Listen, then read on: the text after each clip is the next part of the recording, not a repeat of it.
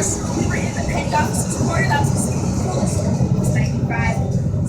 When this boat was captured, it was on the coast of Africa. So this was a pretty hot boat. But let's get back to our story. So the Americans came down.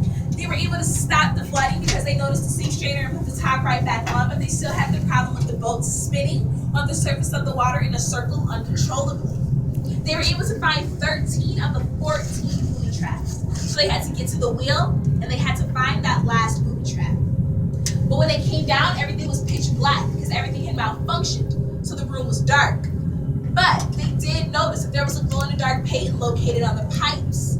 This was done by the Germans, and this is how the Germans maneuvered throughout the boat while it was dark. And the Americans used this as their way to maneuver throughout the boat as well. They needed to get behind this hatch, and once they got here, it was sealed shut. So they called to their captain, Dan Gallery.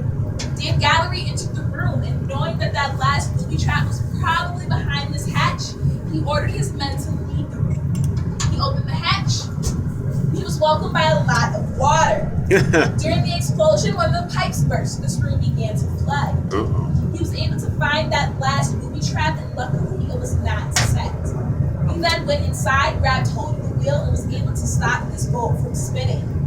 And it's him and his men who saved the U-505. They found 900 pounds of documents, 2 Enigma machines, and acoustic torpedoes. The capture of this boat is what helped end World War II early.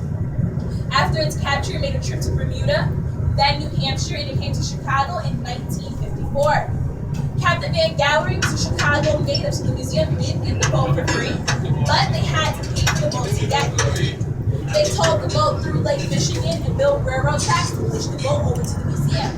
It sat outside the museum for 50 years, and it was lowered in 2004, and the building that we're in was built around. Everything on the boat still works.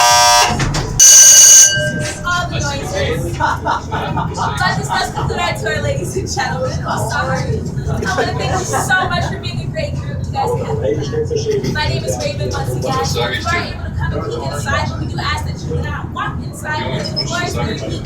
And I wouldn't want any of these walls around our boat. But I will be there. I will be answering any questions that you may have. Thank you so much. She turned on that.